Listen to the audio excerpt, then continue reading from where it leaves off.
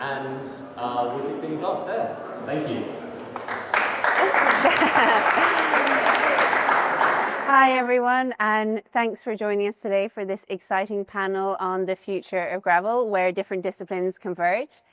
So as we know, gravel has long had an independent, off the beaten path spirit, but that has definitely been evolving and changing, from teams forming to elite road racers jumping in and privateers who are carving their own way in the sport. It's shifting from old school traditional to new and transformative. So today we are joined by this amazing panel from former World Tour pros to privateers, each with their own story and each at the forefront of that evolution into the future of gravel. So without further ado, I'm going to introduce our three athletes who are here today. So first up, we have Chad Haga. Hello. Hello, Chad. Chad came to the world of gravel racing from a road racing background, and he came to the sport with a multitude of achievements under his belt, including a Giro d'Italia stage win. But he's also made his mark on the world of gravel with 7 top 5 finishes in his first year, including second at Unbound in his first year. So yeah, it's amazing to have him here today. His career is a testament to resilience and grit. In 2016, he fought back from potentially career-ending injuries to, like I said, go on and win that stage at the Giro d'Italia. In 2023, his team folded, leaving him last minute without a clear plan for his following year, and he just took matters into his own hands and actually rode the Tracker 360 route solo, setting a time faster than the winner of the previous years. That's really crazy. So it's amazing to have him here today. We're also joined by Amelia and Mitchel. So Amelia. Hello. Amelia is a privateer with a superpower. I think this weekend, a lot of riders who are lining up will be, they have the luxury of training at their leisure and they can spend the whole day recovering. But Amelia is often up for the crack of dawn, out riding her bike in London, all to get her training done before she starts her 9 to 5. So she's balancing, her incredible racing career with a full-time job as well. Had a rapid rise in the world of gravel. At her first ever gravel race, she was second against Sydney Cromwell, and she was also second at the GB Gravel Champs. So her story is really, I think, relatable in that she's balancing it with work, but then to watch her balance that, like I said, balance the incredible results with that full-time job, it's really inspirational. So amazing to have you here. And then we have Sofia Schugar. So Sofia has come to gravel from a background of a lot of things, from triathlon to road to track, and she's even taken part in the prestigious Irish road race Ross na Mon. So if any Irish listeners know that one. She's also been to the gravel worlds, and she had an incredible top 10 finish in the 360 here last year. So amazing to have you all here today, and I'm sure taking time out of what's been a really busy week and the day before racing for some of you. So thank you for being here. Can I ask, how's the prep been going? Who wants to go first? I'll go first. Prep has gone pretty well. I'm fully healthy again, and so yeah, the bike is ready and the drinks are about to be mixed up, and then early to bed, early to rise, and away we go. Nice. Prep's different than chat. I've been enjoying the Girona around Tracker vibes, because who knows how long we're going to be doing this at this level. So we're just connecting with people from the community and riding and looking at the course and enjoying it while we still see it. So I'm kind of pretty excited and relaxed. Nice. Amelia? The opposite again. Definitely upcoming relaxed something yesterday after work, kicked the taps. So it's been panic. I've tried to cram in bits of the course yesterday and today, but it's really cool to be at Girona, the atmosphere at thicker. So I'm just see how it goes. Yeah, cool. And like you say, it's like embracing that opportunity of being able to do this at this high level while you can.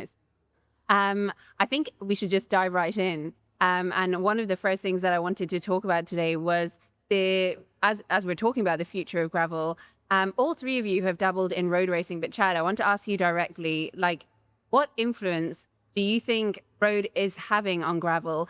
We've seen things like teams forming.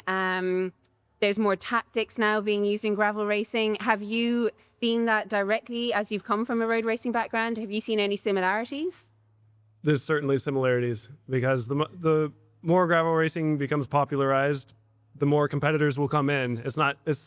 There are for sure many people out there out to enjoy themselves and finish the course and challenge themselves. But where racers find competition, they will bring every competitive trick they have.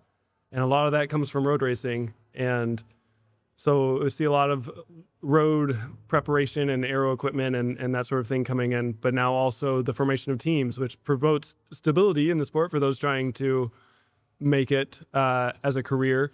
But teams bring team tactics, which come from road. And so it's a curious tactical challenge when there's a mix of teams and individuals on a course that doesn't always suit team tactics. So it's an ever-evolving space. Yeah, and I think as well, it may be the thing that's been attractive about gravel in previous years has maybe been the fact that it's more free-flowing, more independent, and then all of a sudden the playing field isn't level. I want to ask, have you both felt that when you've seen teams coming in, that it's made it a bit less equal across the board? Because you're all privateers, so Abby. In men's, in the women's racing, I don't think the teams haven't yet impacted the dynamic of the racing. I think because the gravel racing is renowned for being so hard, from the get-go, that unless you've got three riders who are all out of equal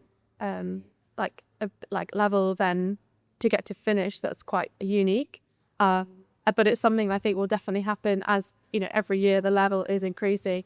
Even in the last few years, the competition in the women's and the men's is just it's just so much stronger now. Yeah, and I think too for the woman, as we are seeing the separate start, the team tactics will come more into play. I've noticed a bit more of a lull during the easier parts of races this year, which just opens the opportunity for someone who's not necessarily the strongest to race more aggressively, either by using team tactics or by using road tactics and attacking and hoping the group does a chase. So that's changing a lot, which is also going to be super interesting for the Chaka tomorrow because it's the first women's only start. So we might see some more of that no one expects. Yeah, amazing. And then looking at the flip side, you've got gravel's effect on road, which I think could be a positive thing. I think one of the real powers of gravel specifically for privateers is that your story becomes so powerful. It's part of your branding. It's part of how you get sponsors on board. And do you think that could filter across into the world of road? I feel like there's maybe been some of that happening already, that you're finding athletes who are road only athletes but becoming more personal, telling their story. Have you guys noticed that as well? Absolutely. Yeah, I think that's happening, right? I noticed a couple World Tour teams so they selected the personality guy. Maybe silly highlight that. I'm do good because I like this now. Yeah, I feel that that's really happening, and I think that's a positive effect that gravel has had on the road. I also think that you're seeing, even in races like the Tour de France and the Tour de France Femme, that they're putting gravel sectors in races. That's exciting, right? It switches up the race so quickly. I feel that that's what's so great about gravel, is that you don't know what's going to happen. Yeah, it changes the dynamic of the racing, and it pulls in different niches from cycling. It's oh, look, now the road racers are on gravel, and so it pulls in more fans. Well, that's the idea, but also it just makes the racing more dynamic and brings in more technological aspects as well. Yeah. Going back to the kind of the privateer versus team side of it, now that we're seeing more teams coming into gravel, what has drawn you specifically, Amelia, towards being a privateer? Because there's opportunities out there which might be a bit easier for someone like you who's balancing a time job with being a privateer. You have to take on a lot of logistics and organizing your own. What's the appealing part of being a privateer? I think for me it's the travel opportunities that come with these gravel events. There are so many of these events are really unique locations. And I'd never been to Germany before doing the champion last year. Absolutely loved it. Came back this year. I'm racing the Rift in Iceland this year, and I'm just so excited to ride on like the black sand and like through the like volcanoes and stuff. That's just gonna be really cool. But yeah, the freedom to choose what you want and go where you want to do it, and work with brands like that who are just like really, really cool to be able to like have that contact. But then the flip side is touched on is that you're planning it all yourself. It's a lot of work to be kind of be organized, which again brings its challenges. You don't have, your mechanic fixing your bike. It's just ready for you to roll out the door on race day. You have to do all that yourself. So there's some stresses to that. But I think the freedom that it gives you is, for me, outweighs all of the other stuff. So, Would you say the same, Sofia? Yeah. I think Team 2 really limits what your choices are in terms of races. And I think all the other added benefits of a team are quite nice. But I also think that the way Matt has organized this program is nice, because I think we have room for freedom. We do have a little bit of responsibility, but I think the connection that the MAAP athletes have with each other is super special and important. Like, I'd say that like Chad and Rosa and the next tier of privateers are like some people we look towards for like advice or helping out a race, and us really accepting of that. So I think that's also another bonus of working with a brand like MAAP, who's thought out how they want to keep their athletes involved or keep their athletes with the resources to go to the races. Yeah. So you think that the way that the storytelling now has come into the world of privateers, like I said, brand power is that story. Do you think that's changed the way that brands are working within gravel? Do you think it's become more personal? And how has that affected your choices as a privateer?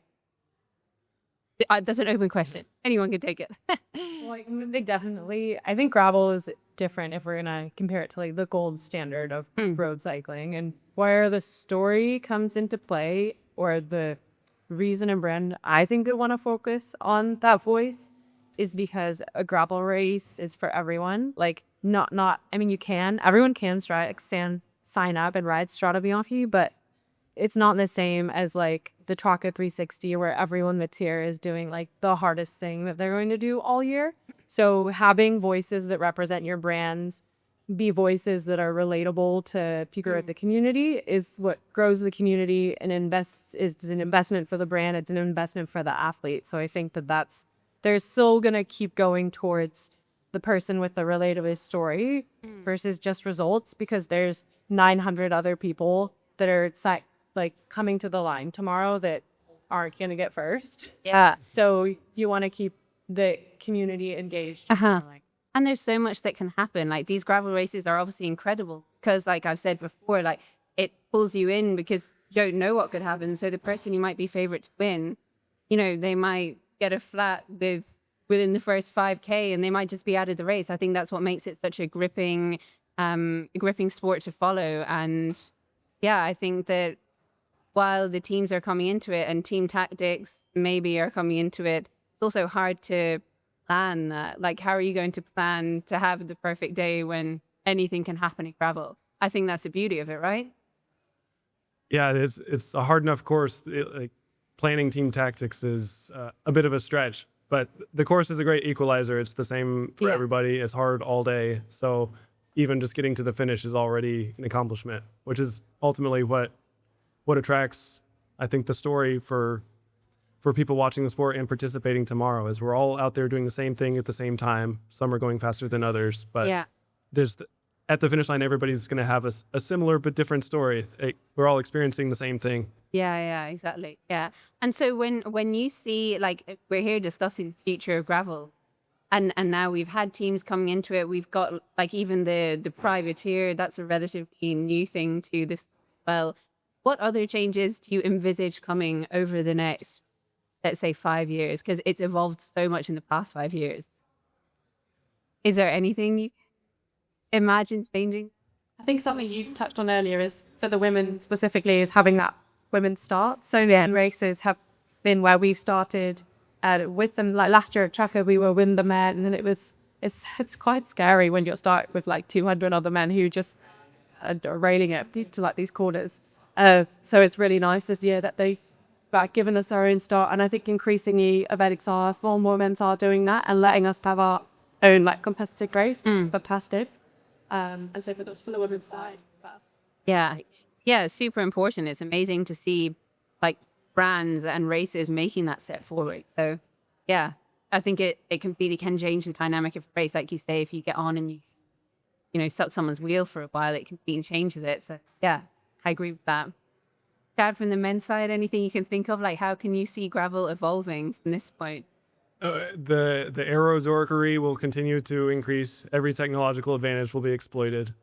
But also the range of races that will be on offer, I think is going to continue to diverge. There will continue to be, I mean, hopefully more like 360 distance races, because that's what I prefer. But like the adventure style races like Tracka, there will be the UCI races that are shorter, more circuit based, less technical. There will be just the whole range, so everybody can find their distance and level of adventure that suits them best. And is there anything that you see now, if you could change the trajectory that gravel is going in now, is there anything that you might like stop, that you aren't keen on the way that it's evolving? Or I think the biggest barrier to riders trying to succeed in gravel is team support. So having the F1 style feed stops, like at Unbound especially, that's the premier example. But you cannot do that race without a support team. And without a good support team, you're also hindered. Whereas the races where they say neutral support only, like you go out there, everybody has to stop and fill their bottles. There's a race in Texas, Gravel Locos, where the promoter requires the lead group to stop until everybody's had a chance to fill their bottles and then allows them to go on. I mean, So it's that's a good. good equalizer, like where the riders who have the most advantage don't have really the most advantage, where it's still there's some kind of leveling effect. So the riders who are trying to break through aren't held back as much. Yeah, because it is about leveling the playing field. I think that's where the beauty of gravel was. Like when it first came about, it was a level playing field, and then you've had like people, not in a bad way, but like a lot of World Tour pros coming into the world of gravel and maybe professionalizing it in that aspect. And sometimes it can feel like the playing field isn't as level as it previously was. So I think that's a really good point, to make it a bit more fair. I think just building on that, I hope that the teams don't come into it too much. I like that it's really aggressive and really hard currently, and I think if it starts to become more like, you know, there's 5 women who are all racing as a team together, they'll start controlling the race and the way it's raced, and that will just completely make it more like road, which gravel is different from road, and it really nice to keep it a separate, rather than transitioning to merge the two. Yeah, I agree. Yeah, anything you would change, or do you just love gravel?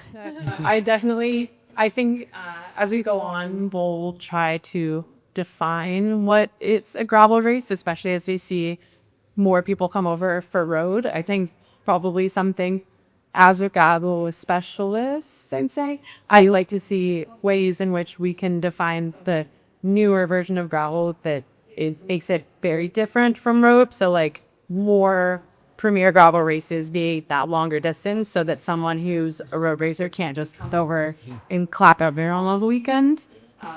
Keeping the technical, even like maybe even like the circuit format still, but like making things long and hard, and then also like keeping the playing field level. Because I think like Amelia is a great example, like, and she didn't have to think about who's gonna crew me in the Tronca. Like, she's someone who can work a full-time job and show up, and she's strong, and she's going to do really well on one of these races. And I think keeping it accessible to among someone who works a full-time job, like that's the beauty of gravel. And maybe we can like start pushing races that do that.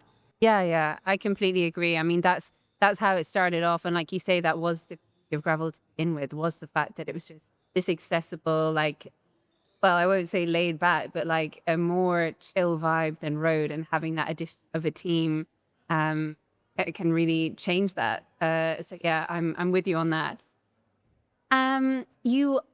All of you, two of you are taking on the 360, right? Amelia and Chad, and then tomorrow Sofia and Chad, and then Amelia, you're taking on, definitely not, you're taking on the 200 tomorrow. I just want to go back and touch on the fact that you're currently still balancing this with a full-time job. Can I ask a bit about your prep for this week and how that went? I just think it's really important to touch on this because it's so rare that somebody is actually working a full-time job with this. It's like a lot of people we can just get up and ride our bikes and then recover the rest of the day. I would just love to hear how this week went for you in terms of getting here. A lot of stress. I would say I'm OCD organized. I have a lot of lists, lots of spreadsheets. So yeah, just I have to be. Otherwise, just like nothing's gonna get done. So my flights, my accommodation, could have been booked back in like January, February, and I'm just ticking things off. And I think for someone who doesn't have a lot of time and freedom, it's really key for me to control the controllables. So that's how much sleep you can get, what am I eating, when am I doing my training, so that I can then stumble and I can just, as soon as I'm biking, I can switch on to that, and then as soon as I finish work, I can switch on to the next day. Just being able to control what I can within those time boundaries is how I get through it. Yeah, I can't imagine. For all three of you, I can't imagine the organization. I mean, I know that you all have to plan everything yourselves. You're all going home to now recover for tomorrow, you guys, and Amelia for Saturday, right? So from my side, I just want to wish you the best of luck. I think it's been amazing that you could take time out of your training schedule to be here today, to answer all these questions, and to have this discussion is so important about the future of gravel. And yeah, as privateers now, you have to go and make your own bottle and clean your own bikes. Chad can't imagine it. Well, you've been doing it for a year now. At this point, I've adjusted to it. So yeah, it's a learning process. Your tea now. I couldn't imagine it coming from a road background. But no, I wish you all the best of luck. I think it's been like an amazing chat to have today and to get all of your opinions from the inside world of privateers. So thank you and good luck. Thank you. I think that's it.